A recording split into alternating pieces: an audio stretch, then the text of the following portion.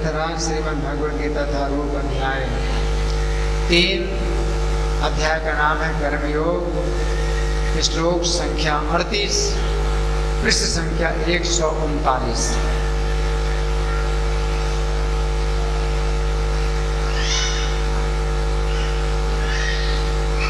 सबको मिल गया? धूमेन प्रियते वह्निर् यथादर्शो मलेन च यथोल्बेनावृतो गर्भः तथा तेनेदम् अमृतम्। अनुवाद मेरे पीछे बोलिए। जिस प्रकार अग्नि धुएं से, दर्पण धूल से अथवा भ्रूण गर्भाशय से आवृत रहता है, उसी प्रकार जीवात्मा इस काम की विभिन्न मात्राओं से आवृत रहता है। तो आज के श्लोक में भगवान ने 3 तुलनाएं की हैं। पहली तुलना क्या है कि धुएं से जैसे आग ढकी हो, उसी प्रकार से काम से ज्ञान ढका है। हमारा जो ज्ञान है, जो आत्म साक्षात्कार का ज्ञान है, वो ढका है कैसे? काम से ढका है, जैसे आग ढकी है धुएं से। कई बार आग धुएं से ढक जाती है तो आग नहीं दिखाई पड़ती और धुआं धुआं दिखाई पड़ता है। आग तो है, आग के बिना धुआं कैसे हो सकता है? लेकिन आग नहीं दिखाई पड़ती, कितना धुआं हुआ है। उसी प्रकार से हमारा ज्ञान है अंदर, लेकिन वो काम काम वासना से उसी प्रकार ढका हुआ है जैसे आग ढकी है धुएं के द्वारा। फिर दूसरा उदाहरण दिया है, यथादर्शो मलिन च। दर्पण वो मैल से ढका है, धूल से ढका है। तो दर्पण में आप अपना प्रतिबिंब देखते हैं, अपना चेहरा देखते हैं, लेकिन धूल, दर्पण में धूल है तो आपका चेहरा नहीं दिखाई पड़ेगा। तो दर्पण ज्ञान की तरह है, हम ज्ञान के द्वारा अपने को देख पाते हैं, तो ज्ञान दर्पण की तरह है। लेकिन वो ज्ञान ढका है कैसे? काम रूपी धूल से ढका है, काम वासना रूपी धूल से ढका है, तो हम अपनी आप को नहीं देख पाते हैं। फिर तीसरा, यथोल्बेनावृतो गर्भः, जो भ्रूण है गर्भ के अंदर ढका हुआ है ना, तो बिल्कुल बच्चा हिल डुल भी नहीं सकता। इस प्रकार से वो ढका है गर्भाशय में, बच्चा हिल डुल भी नहीं सकता है।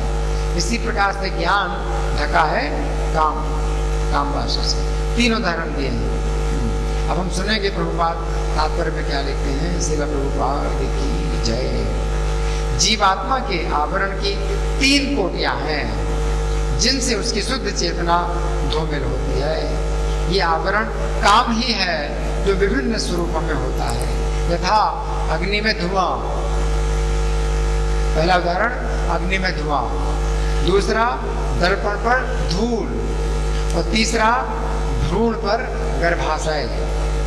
जब काम की उपमा धुएं से दी जाती है तो ये समझना चाहिए कि जीवित स्फुलिंग की अग्नि कुछ अनुभव कम है।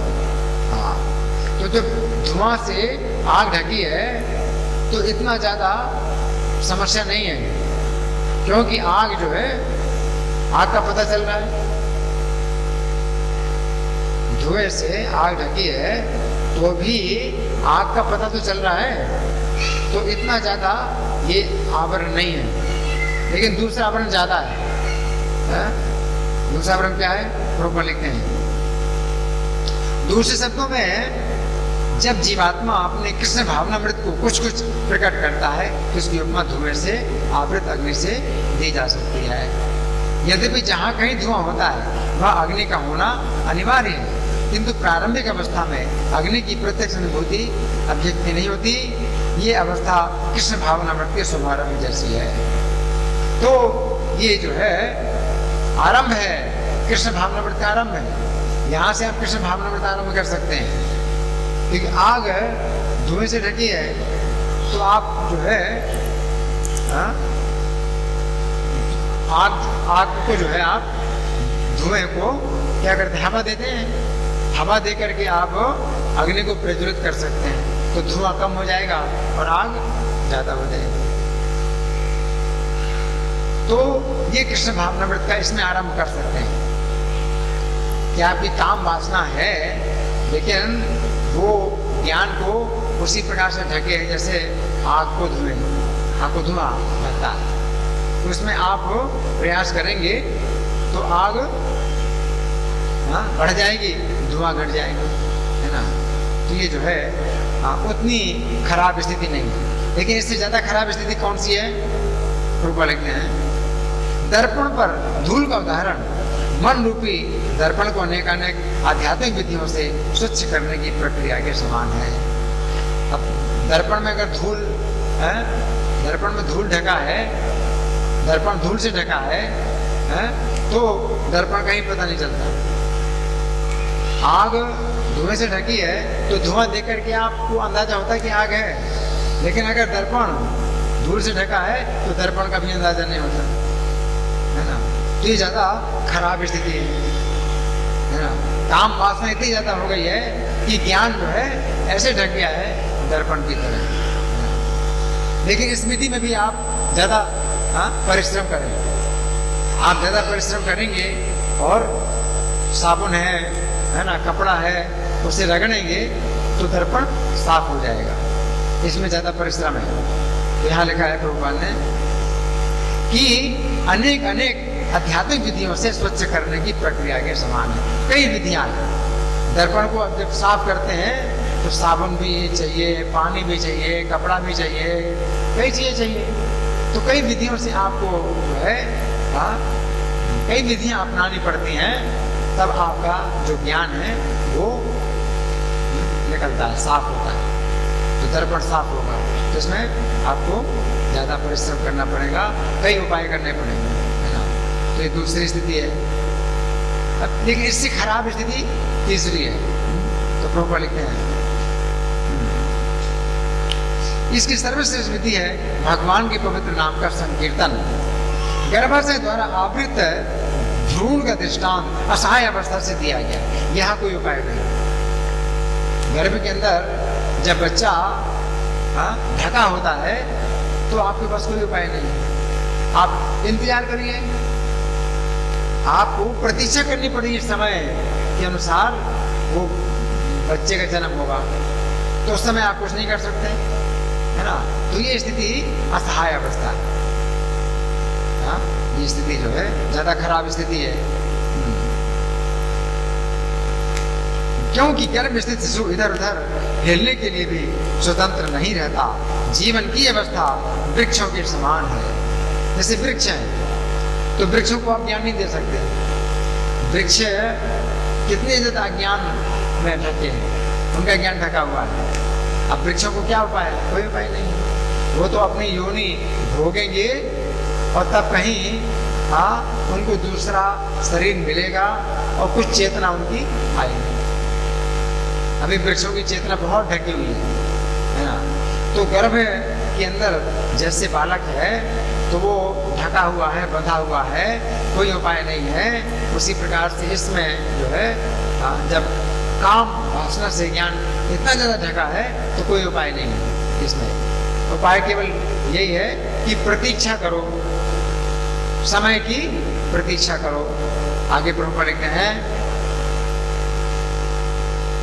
जीवन की अवस्था वृक्षों के समान है। वृक्ष भी जीवात्माएं हैं, किंतु उनमें काम की प्रबलता को देखते हुए उन्हें ऐसी योनि मिली है कि वे प्रायः चेतना शून्य होते हैं। धूमिल दर्पण पशु पक्षियों के समान है और धुएं से आवृत अग्नि मनुष्य के समान है। मनुष्य के रूप में जीवात्मा में थोड़ा बहुत कृष्ण भावनामृत का उदय होता है, और यदि वो और प्रगति करता है तो आध्यात्मिक जीवन की अग्नि मनुष्य जीवन में प्रज्वलित हो सकती है। यदि अग्नि के धुएं को ठीक से नियंत्रित किया जाए तो अग्नि जल सकती है।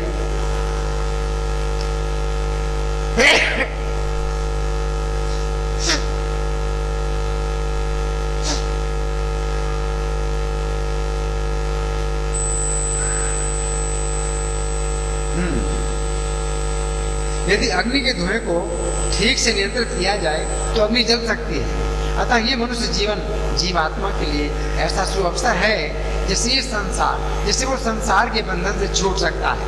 मनुष्य जीवन में काम रूपी शत्रु को योग निर्देशन में कृष्ण भावनामृत के अनुशीलन द्वारा जीता जा सकता है।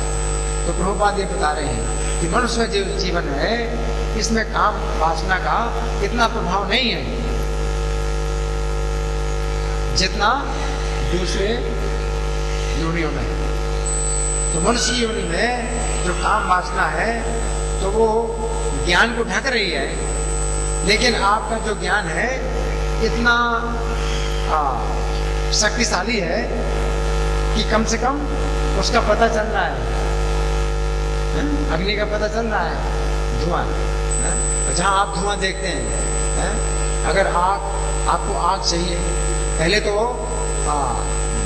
माचिस नहीं होती थी, पहले माचिस नहीं होती थी, तो लोगों को आग से आग जलाने पड़ते थे, उनको ढूंढना पड़ता था कहाँ पर आग है जिससे वो आग जला सके। तो किसी के घर में जाते थे और उनके घर में आग जल रही है तो उससे वो जो है अपनी आग जलाते थे, फिर घर में लाते थे। माचिस थी नहीं, अभी तो हर घर में माचिस रहती भाई, जलाओ आग। तो पहले माचिस नहीं होती थी। तो आग का पता, अगर आपको आग चाहिए और कहीं धुआं दिखाई दे तो आपको जो है बड़ी शांति मिलती है कि भाई आग है। उसी प्रकार से मनुष्य जीवन में क्या है? ज्ञान है। मनुष्य जीवन में ज्ञान है और आप अगर इसको प्रयास करें, कैसे प्रयास करें? हवा करें। यहाँ बहुत धुआं है तो हवा करो, हवा करते रहो, तो क्या होगा?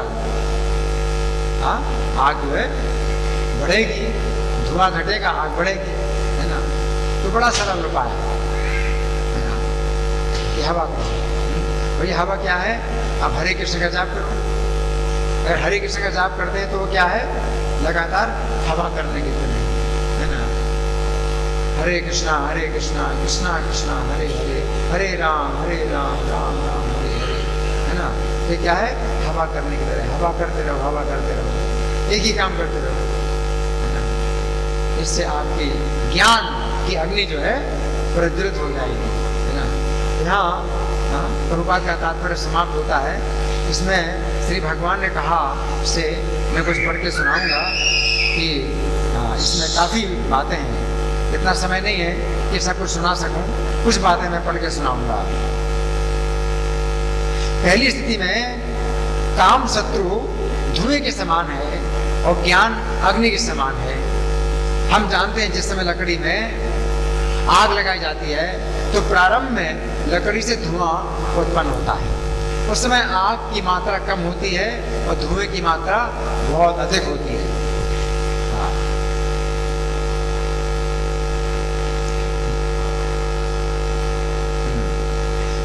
तो प्रभुपाद ने इस स्थिति को कृष्ण भावनामृत का शुभ आरंभ कहा है। इस स्थिति को काम शत्रु के आक्रमण का अशुभ आरंभ भी कहा जा सकता है। यहाँ काम शत्रु का आरंभ हुआ है, आक्रमण का, है ना? तो इतना ज्यादा अभी उसका प्रभाव नहीं पड़ा है। शत्रु आक्रमण करता है तो शुरू में ज्यादा प्रभाव नहीं पड़ता। अगर अभी से ही आप तैयार हो जाएं तो उसको आप जो है दूर कर सकते हैं, क्योंकि अभी आक्रमण उसका ताजा है, शत्रु का ताजा आक्रमण है ना? तो ऐसी स्थिति में अगर आप अवसर का लाभ उठाते हैं तो जल्दी ही उसको हटा सकते हैं। तो ये आक्रमण का आरंभ है।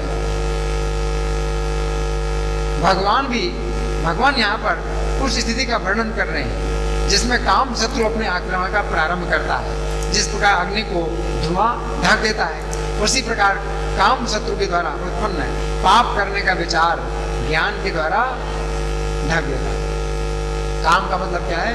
वो पाप करने का विचार है। तो ज्ञान की अग्नि को ढक देता है। पाप करने का विचार धुएं की तरह है, ज्ञान जो है वो अग्नि है, तो अग्नि को ढक देता है और पाप करने का विचार हावी हो जाता है ना। तो काम शत्रु का आक्रमण है। परंतु यहाँ पर एक बात यह है कि जिस प्रकार धुआं अग्नि के प्रभाव को कम नहीं करता है, धुआं तो बहुत है लेकिन आग के प्रभाव को घटाता नहीं, आग को बुझाता नहीं। धुआं बहुत भी हो लेकिन वो ऊपर जाता है, आग को बुझाता नहीं है ना। यहाँ पर एक विशेष फायदा ये है, धुआं जो है आग को ढकता जरूर है लेकिन आग को बुझाता नहीं है ना। उसी प्रकार काम शत्रु भी यद्यपि ज्ञान को ढकता है परंतु तो ज्ञान की शक्ति को कम नहीं करता। ऐसी स्थिति में व्यक्ति यदि भक्तों का संग करता है, उनके द्वारा श्री कृष्ण के गुणों का श्रवण करता है, तो उसके मन में स्थित काम शत्रु का वेग क्षीण हो जाता है। जिस प्रकार लकड़ी में आग लगाते समय लगातार पंखे की हवा करने पर अग्नि प्रज्वलित हो जाती है, उसी प्रकार ज्ञान रूपी अग्नि में श्रवण कीर्तन रूपी हवा करते रहने से काम रूपी धुआं समाप्त हो जाता है और ज्ञान रूपी अग्नि प्रज्वलित हो जाती है।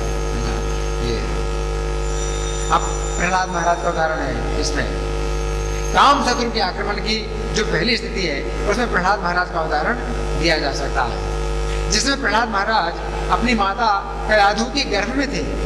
उस समय उनकी चेतना में ज्ञान की कुछ अग्नि थी, लेकिन काम शत्रु का धुआं इतना अधिक था कि उस ज्ञान की अग्नि का कुछ भी पता नहीं चलता था। अब नारद जी माता कयाधु को कृष्ण कथा सुनाने लगे। नारद जी माता कयाधु को कृष्ण कथा सुनाने लगे। तो जानते थे कि माता कयाधु के गर्भ में जो बालक है उसके अंदर कृष्ण भावनामृति आग छिपी हुई है। नारद जी बच्चे को देख रहे हैं, गर्भ के अंदर जो बच्चा है उसके अंदर ज्ञान की अग्नि छिपी हुई है और वो बालक कृष्ण कथा को सुन रहा है। उसके अंदर ज्ञान की अग्नि को कृष्ण कथा रूपी हवा मिल रही है। तो नारद जी कथा सुना रहे माता कयाधु को, लेकिन वो उनका लक्ष्य क्या है? बच्चे गर्भ के अंदर जो बच्चा है उसको सुनाना, और वो सुन रहा है, वो कथा को सुन रहा है। उसकी ज्ञान की जो अग्नि है जो ढकी है काम रूपी धुएं से, तो उसको हवा दे रहे हैं नारद जी, कृष्ण कथा सुना रहे हैं, उसको बच्चे को हवा मिल रही है। इस प्रकार जब तक कयाधु का पति हिरण्यकशिपु तपस्या करता रहा, तब तक नारद जी ने कयाधु के बहाने प्रहलाद महाराज को कृष्ण कथा सुनाई। इस प्रकार प्रहलाद के अंदर कृष्ण भावनामृति अग्नि इतनी अधिक प्रज्वलित हो गई कि जन्म से ही वे पूर्ण कृष्ण भावना भाव। तो गर्भ के अंदर ही उन्होंने बालक के अंदर जो ज्ञान की अग्नि है वो इतनी प्रज्वलित कर दी कि गर्भ के अंदर ही उसको जो है पूर्ण कृष्ण भावना भावित हो गया। और जब जन्म लिया तो कृष्ण भावना भावित अवस्था में जन्म लिया बच्चे ने। अब दूसरी उपमा है दर्पण, जो मल से ढका हुआ है। जिस प्रकार दर्पण में हम अपने मुख और पूरे शरीर की बनावट, रूप, रंग सब कुछ देख सकते हैं, उसी प्रकार ज्ञान रूपी दर्पण के द्वारा इस भौतिक जगत में अपनी कष्ट की स्थिति, भगवान के साथ अपना संबंध, सभी बातें देख सकते हैं। ज्ञान दर्पण के समान है। दर्पण में आप अपना आकार भी देख सकते हैं, लंबाई चौड़ाई देख सकते हैं, रूप रंग देख सकते हैं। उसी पर ज्ञान रूपी दर्पण में आप अपने संसार में कैसे बंधन में बंधे हैं और भगवान के साथ आपका क्या संबंध है और किस विधि से आप अपने बंधन को तोड़ सकते हैं, भगवान से संबंध बना सकते हैं, आपको ज्ञान के दर्पण में सब कुछ दिखाई पड़ता है। जिस समय कोई ड्राइवर गाड़ी चलाता है उस समय दर्पण के द्वारा अपने पीछे आती हुई गाड़ियों को देखता है, ताकि वो अपनी और गाड़ी में बैठे अन्य लोगों की और गाड़ी की भी रक्षा कर लेता है। दर्पण के द्वारा ही अपनी रक्षा करता है और गाड़ी में बैठे लोगों की रक्षा करता है और गाड़ी की भी रक्षा करता है। उसी प्रकार ज्ञान रूपी दर्पण के द्वारा हम इस संसार में होने वाली अनेक प्रकार की दुर्गतियों को देख सकते हैं। हम अपने साथ जितने लोग जुड़े हैं उन सबकी दुर्गति से रक्षा कर सकते हैं। तो भगवान यहाँ पर काम शत्रु की तुलना मेल से कर रहे हैं, तो ज्ञान रूपी दर्पण को जो ढक रहा है। तो दूसरी स्थिति है, आक्रमण की पहली स्थिति में भगवान ने बताया था कि धुआं आग को ढक देता है, उसी प्रकार काम शत्रु ज्ञान को ढक देता है। तो आक्रमण की पहली स्थिति में काम शत्रु ज्ञान को केवल ढकता है, जैसे धुआं अग्नि को केवल ढकता है, अग्नि को ना तो घटाता है न अग्नि के कार्य में किसी प्रकार की बाधा पहुंचाता है। धुआं जो है आग को में न तो बुझाता है न बाधा पहुंचाता है। ये धुआं जल की तरह नहीं है, पानी की तरह नहीं है। ये धुआं इस दरवाजे को बंद कर दिया। ये धुआं पानी की तरह नहीं है जो अग्नि को बुझा दे। बहुत आश्चर्य है, अभी पानी जो है बरसा, अभी पानी की बात आई। ये धुआं पानी की तरह नहीं है जो आग अग्नि को बुझा दे।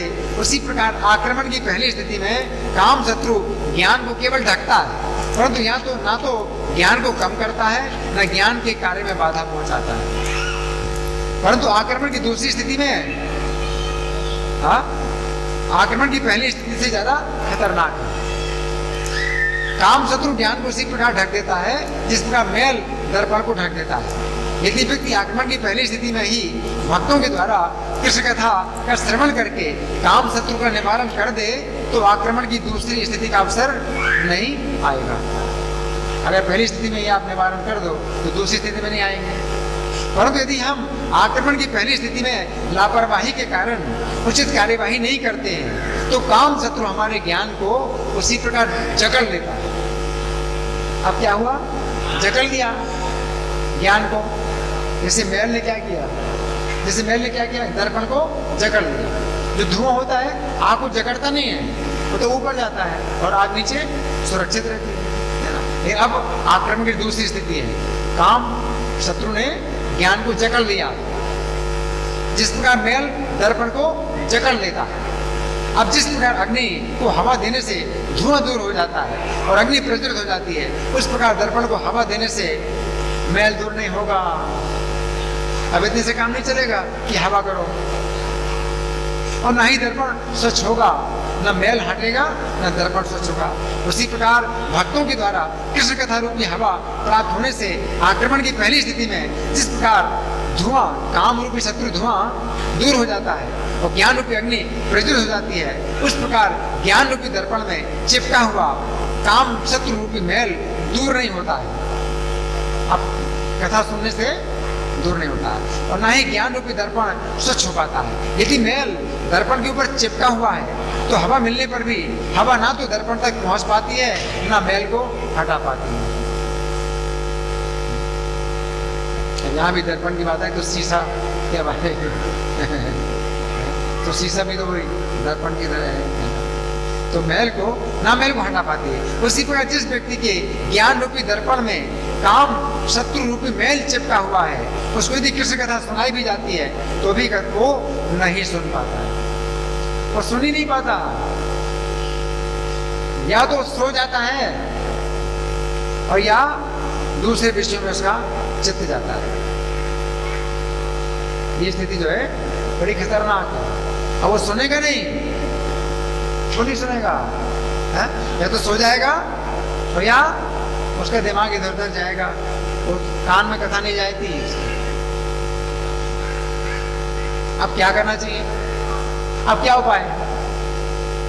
कथा कान में जाती नहीं। दूसरी स्थिति बड़ी खतरनाक है, अब कथा उसके कान में नहीं जाती है। हाँ, तो दर्पण में मैल चिपक जाता है तो दर्पण को साबुन, पानी और कपड़े से रगड़कर मैल को दूर करते हैं। अभी आपको हवा से काम नहीं चलेगा। क्या चाहिए? साबुन चाहिए, पानी चाहिए और कपड़ा चाहिए। इस प्रकार दर्पण स्वच्छ हो जाता है। उसी प्रकार हमें ज्ञान रूपी दर्पण को शास्त्रों के अध्ययन, साधु संग, आचार्य की आज्ञा के अनुसार साधन भक्ति के नियमों का पालन करके स्वच्छ करना पड़ेगा। खाली प्रहलाद महाराज तो खाली कथा सुन करके ही कृष्ण भावना भावित हो गए, उन्होंने कोई गुरु दीक्षा नहीं ली, है ना। साधन भक्ति के नियमों का पालन करके ज्ञान को स्वच्छ करना उसी प्रकार है जिस प्रकार साबुन, पानी और वस्त्र द्वारा दर्पण को स्वच्छ किया जाता है। इस श्लोक के तात्पर्य में श्रील प्रभुपाद लिखते हैं, दर्पण पर धूल का उदाहरण मन रूपी दर्पण को अनेक अनेक विधियों से स्वच्छ करने की प्रक्रिया के समान है। इसकी सर्वश्रेष्ठ विधि है भगवान के पवित्र नाम का संकीर्तन, रगड़ना, चेतो दर्पण मार्जनम, रगड़ना, है ना। श्री चैतन्य महाप्रभु के शिक्षाष्टकम के प्रथम श्लोक में भी कहा गया है चेतो दर्पण मार्जनम, है ना। तो जब चित्त रूपी दर्पण स्वच्छ होगा फिर कथा आपके कान में जाएगी। ध्रुव महाराज का उदाहरण, और यहाँ पर ध्रुव महाराज का उदाहरण दिया जाता है। हमने प्रहलाद महाराज का उदाहरण दिया था, उनके हृदय में काम शत्रु रूपी धुएं के द्वारा ढके होने के बावजूद भी ज्ञान की अग्नि उपस्थित थी। अतः जिस समय नारद जी ने उन्हें श्री कृष्ण के गुणों का ज्ञान दिया, उस समय माता के गर्भ में स्थित होते हुए भी उन्होंने उस ज्ञान को ग्रहण कर लिया। परंतु ध्रुव महाराज के हृदय में ज्ञान की अग्नि का पूरा अभाव है, अब आग नहीं है।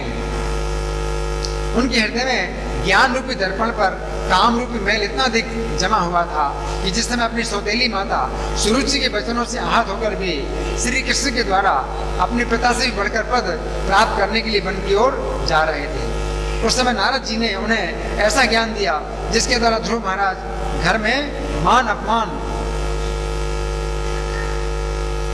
में समान रहकर श्री कृष्ण को अपने कर्मों के द्वारा संतुष्ट करें। ये ज्ञान हवा के समान था जिसने प्रहलाद महाराज के हृदय में ज्ञान की चिंगारी को प्रज्वलित कर दिया, लेकिन काम शत्रु रूपी धुएं से को समाप्त कर दिया। लेकिन इस ज्ञान रूपी हवा ने ध्रुव महाराज के हृदय में ज्ञान रूपी दर्पण पर चिपके काम रूपी मैल को दूर नहीं किया। प्रहलाद महाराज को तो उनका तो धुआं दूर हो गया इसके द्वारा, लेकिन नारद जी ने कहा, हे बालक, अभी तुम्हारी आयु बहुत कम है, तुम्हारी आसक्ति तो इस समय खेल कूद में होनी चाहिए। किस बात से तुम्हारा सम्मान अपमान हो सकता है? यदि तुम समझते हो तुम्हारे आत्म सम्मान को धक्का पहुंचा है तो भी तुम्हें असंतुष्ट होने का कोई कारण नहीं है। पूर्व कर्मों की बात बताते हैं, लेकिन ध्रुव महाराज ने कहा, आपने मन की शांति को प्राप्त करने के लिए कृपा पूर्वक जो भी कहा है वो ऐसे पुरुष के लिए अवश्य ही लाभदायक है जिसका हृदय सुख दुख से चलायमान है। परंतु जहां तक मेरी बात है, मैं तो अविद्या से ढका हूं। ध्रुव जी ने कहा, मैं तो अविद्या से ढका हूं, आपकी हवा से काम नहीं चलेगा, तो मेरा दर्पण है मैल से ढका है। अतः इस प्रकार का उपदेश मेरे हृदय को स्पर्श नहीं कर रहा है, आपकी बात कान के अंदर घुसती नहीं है। हे महात्मा, मैं आपके उपदेशों को ना मानने की धृष्टता कर रहा हूं, किंतु मेरा दोष नहीं है, ये तो क्षत्रिय कुल में जन्म लेने के कारण है। बच्चे खेलेंगे नहीं, किसके बच्चे खेल रहे हैं? अपने बच्चों को शांत करिए, ना खेलेंगे ना दौड़ेंगे।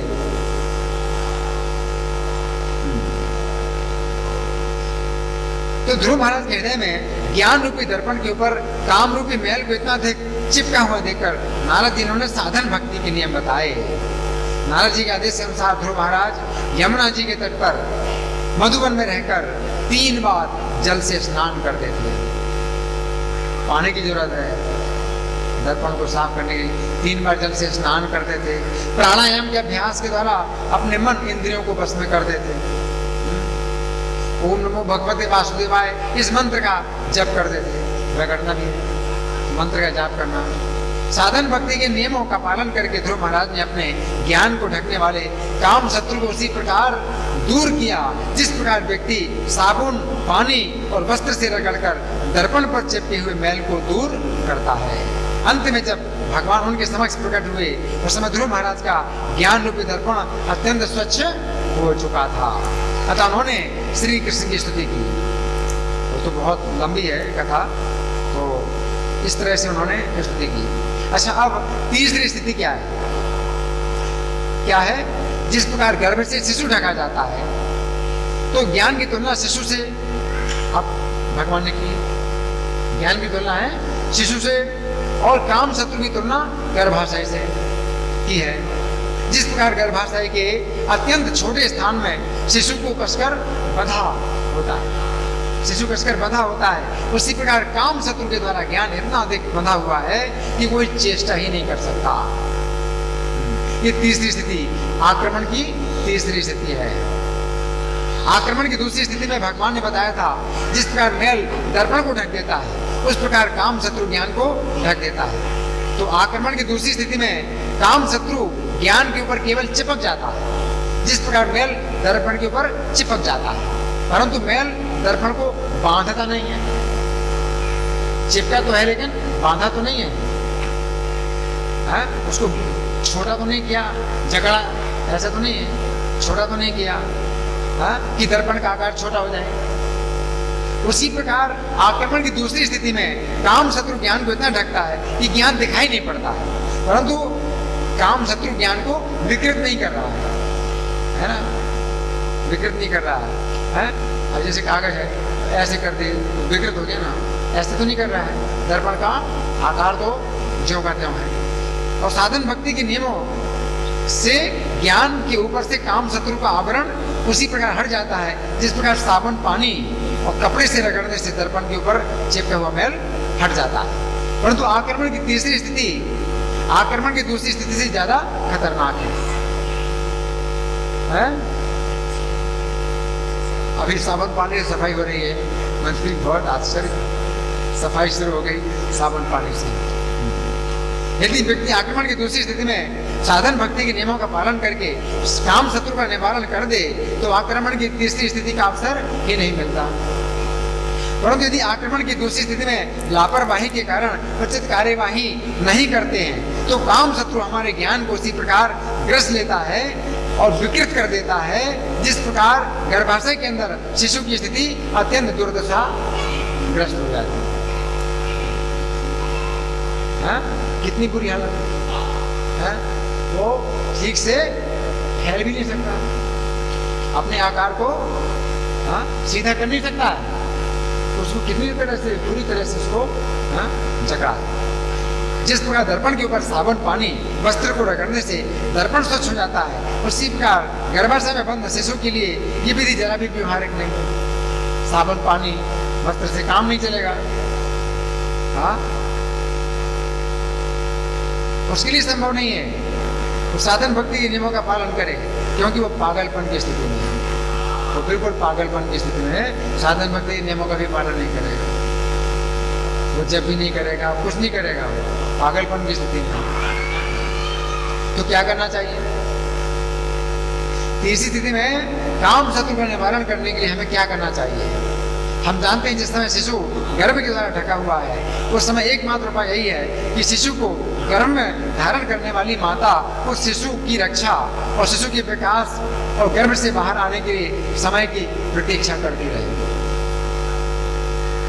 और उसी प्रकार ऐसे लोगों के लिए जिनका ज्ञान काम शत्रु के द्वारा इस प्रकार ढका गया है, जिस प्रकार गर्भ के अंदर शिशु बंद हो, एकमात्र विधि यही है कि उनके सभी कार्यों को बंद करके कुछ समय के लिए उन्हें ऐसे दंड की स्थिति में रखा जाए, जिससे आगे चलकर उनका ज्ञान विकसित हो सके।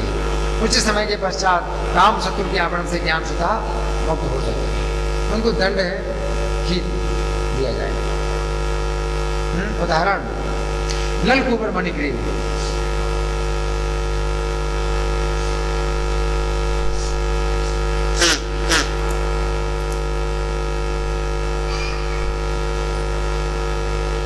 नलकूबर मणिग्रीव का उदाहरण, ध्रुव महाराज के हृदय में काम रूपी शत्रु मैल से ढके होने के कारण बावजूद भी ज्ञान रूपी दर्पण मजबूत था। अतः जिस समय उन्होंने साधन भक्ति के नियमों का पालन किया, उनका ज्ञान उसी प्रकार स्वच्छ हो गया जिस प्रकार साबुन, पानी, वस्त्र के द्वारा रगड़ने से दर्पण स्वच्छ हो जाता है। परंतु नलकूबर मणिग्रीव के हृदय में ज्ञान रूपी दर्पण इतना कमजोर था और काम रूपी मैल इतना मजबूत था, जिस समय नारद जी ने देखा कि गंगा नदी के जल में स्त्रियों के साथ नग्न खड़े हैं, नारद जी को भी कोई सम्मान नहीं दे रहे हैं। उस समय उन्होंने विचार किया ये लोग साधन भक्ति के नियमों का पालन करने में बहुत कमजोर है, इनका ज्ञान बहुत कमजोर है। काम का आवरण बड़ा मजबूत है। जिस प्रकार मजबूत गर्भ के अंदर स्थित कमजोर शिशु होता है, गर्भ बड़ा मजबूत है और बच्चा बहुत कमजोर है। ऐसी स्थिति में नारद जी ने वृक्ष बनने का श्राप दिया। वृक्ष बनने का श्राप दिया। ये श्राप देवताओं के 100 वर्षों तक के लिए था। नारद जी उन्हें नशे में मस्त और आंखें घुमाते हुए देखकर उनकी दशा समझ गए। उन्होंने कुबेर के दोनों पुत्रों को नग्न और मिथ्या गर्भ के नशे में अनुमत देकर उन पर विशेष कृपा करने के लिए उन्हें विशेष दंड देना चाहा। अतः इस प्रकार वे बोले, नारद जी बोले कि ये वृक्ष देवताओं के 100 वर्ष बीतने पर इन्हें फिर श्री कृष्ण का दर्शन हुआ और वृक्ष का शरीर त्याग कर दिव्य शरीर प्राप्त हुआ और श्री कृष्ण की स्तुति की, ये सब स्तुति की उन्होंने।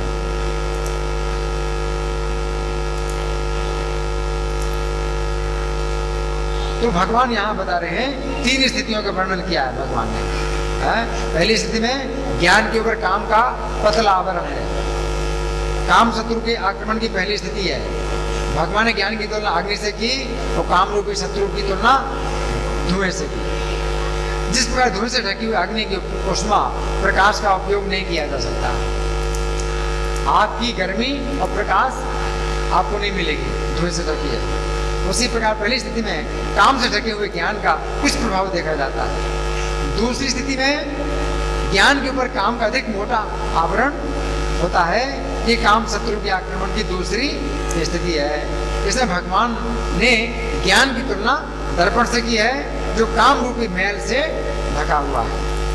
जिस प्रकार मैल से ढके हुए दर्पण को साबुन, पानी और वस्त्र से रगड़कर स्वच्छ किया जा सकता है, उसी प्रकार श्रवण, कीर्तन आदि विधियों के द्वारा ज्ञान के ऊपर काम रूपी मैल को हटाया जा सकता है। तीसरी स्थिति में ज्ञान के ऊपर काम का और भी अधिक मोटा आवरण होता है। ये काम शत्रु के आक्रमण की तीसरी स्थिति है। इसमें भगवान ने ज्ञान की तुलना शिशु से की है, जो गर्भ रूपी काम के आवरण से ढका हुआ है। जिस प्रकार शिशु को गर्भ से बाहर आने के लिए समय की प्रतीक्षा करनी पड़ती है, उसी प्रकार समय के अनुसार श्री कृष्ण और उनके भक्तों की कृपा से ज्ञान भी विकसित होकर काम के आवरण से बाहर आता है। तो हमने तुलना की प्रहलाद महाराज की, पहली तुलना की प्रहलाद महाराज की आक्रमण की पहली स्थिति, फिर ध्रुव महाराज की तुलना की आक्रमण की दूसरी स्थिति, फिर नलकुबर मणिग्रीव की तुलना की आक्रमण की तीसरी स्थिति। और जब ज्ञान मुक्त हो गया तो श्री कृष्ण को परमेश्वर मानकर उनका गुणगान किया, स्तुति की, प्रार्थना की। परंतु माता यशोदा आदि जितने ब्रजवासी गण हैं, वे तो कृष्ण को भगवान नहीं मानते, उनका भी ज्ञान ढका है। नहीं, वो काम शत्रु के द्वारा ज्ञान नहीं ढका, यहाँ समझना है। ब्रजवासियों का भी ज्ञान ढका हुआ है, वो भी कृष्ण को भगवान नहीं मानते, लेकिन वो ज्ञान काम शत्रु के द्वारा नहीं ढका है। न श्री कृष्ण की स्तुति करते, न प्रार्थना करते, तो क्या उनका ज्ञान काम शत्रु के द्वारा ढका हुआ है? नहीं, हमें समझना चाहिए उनका ज्ञान काम शत्रु के द्वारा नहीं, बल्कि श्री कृष्ण की योग माया के द्वारा ढका है। ब्रजवासियों का जो ज्ञान है वो कृष्ण की योग माया से ढका है, इस कारण वे श्री कृष्ण के अधिक निकट आ सके। तो योग माया जब ज्ञान को ढकती है तो भक्त कृष्ण के और निकट आता है, कृष्ण की सेवा में और निकट आता है और उनसे अपने पुत्र, मित्र और पति के रूप में प्रेम कर पाते हैं। ज्ञान ढक जाता है तो कृष्ण को अपना पति या पुत्र या मित्र कुछ भी मानते ब्रजवासी लोग। काम शत्रु रजोगुण से उत्पन्न होता है, रजोगुण आदि 3 गुण महामाया से उत्पन्न होते हैं। इस प्रकार हम कह सकते हैं कि एक स्थिति में ज्ञान काम शत्रु अथवा महामाया से ढका है, जिससे जीव श्री कृष्ण से दूर हो जाता है। ये महामाया का प्रभाव है। महामाया से 3 गुण होते हैं और 3 गुणों में से रजोगुण से काम शत्रु उत्पन्न हुआ, तो महामाया का प्रभाव। और दूसरी स्थिति में ज्ञान योग माया से ढका होता है, जिससे जीव श्री कृष्ण के निकट आता है। तो महामाया जब ज्ञान को ढकती है तो जीव कृष्ण से दूर जाता है, जब योग माया ज्ञान को ढकती है तो जीव कृष्ण के निकट आता है। इस श्लोक के बंगाली पद्यानुवाद में प्रभुपाद लिखते हैं त्रिजगते काम मात्र सर्व आवरण अगुणेते धूम यथा धूसर दर्शन अथवा जरायु यथा गर्भ आवरण अल्पाधिक से ही सब कामेरे कारण। तो प्रभुपाद के शब्द हैं त्रिजगते काम मात्र सर्व आवरण, अर्थात तीनों लोकों में जितने भी जीव हैं उनमें श्री कृष्ण के पूर्ण समर्पित भक्तों को छोड़कर सभी का ज्ञान काम शत्रु से ढका हुआ है।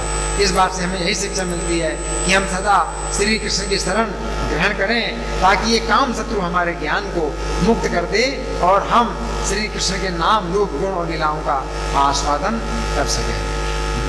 तो आज के श्लोक की बड़ी सुंदर व्याख्या हुई है ना।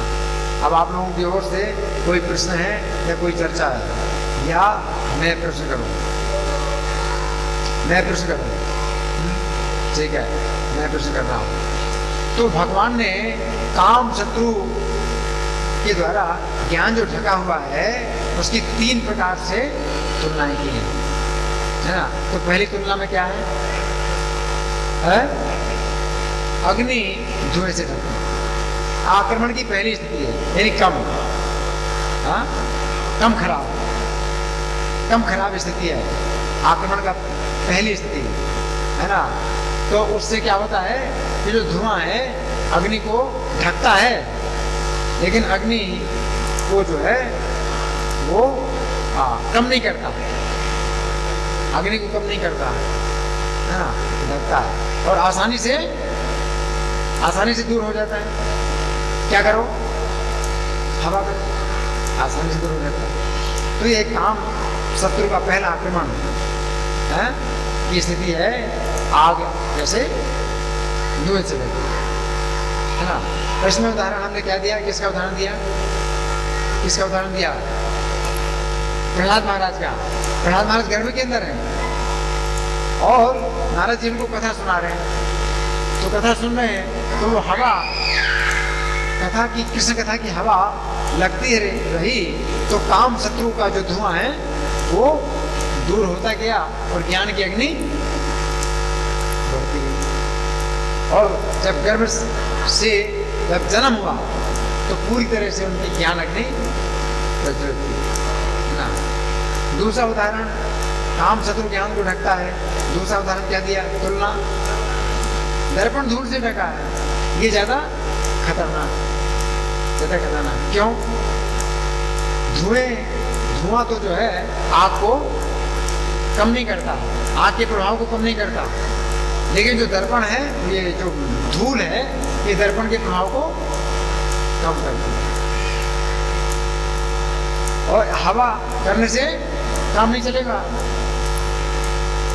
हवा करने से दर्पण साफ नहीं होगा, आपको परिश्रम करना पड़ेगा, रगड़ा रगड़ी करना है ना। पानी चाहिए, साबुन चाहिए, कपड़ा चाहिए, है ना, कई चीजें चाहिए। उसी प्रकार से इसमें आपको कृष्ण कथा सुनने से फायदा नहीं होगा, वो कृष्ण कथा नहीं जाएगी अंदर। तो क्या करना पड़ेगा?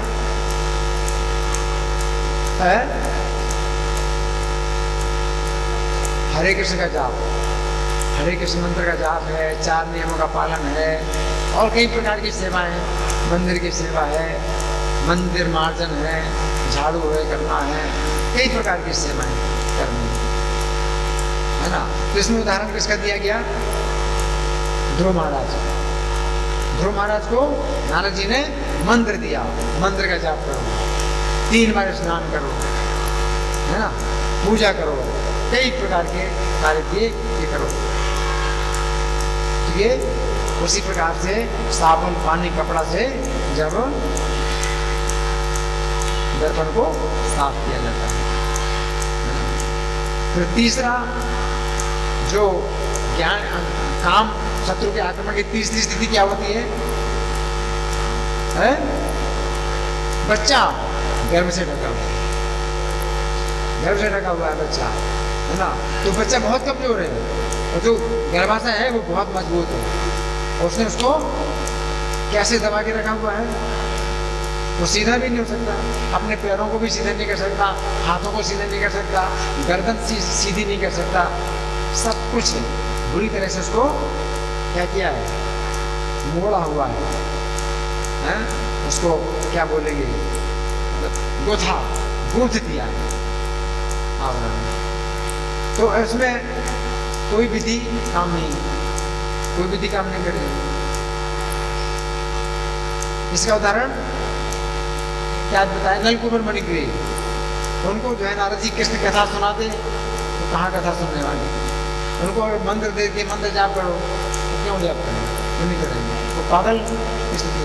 उनको क्या दिया, वृक्ष बन जाओ, वृक्ष बन जाओ, वृक्ष के रूप में दंड दिया उनको, ना तो कृष्ण कथा दी ना मंत्र दिया, क्या दिया, दंड दिया। तो दंड ही एकमात्र उपाय है, उनको सुधारने का उपाय केवल दंड है, दंड के बिना वो नहीं सुधरते।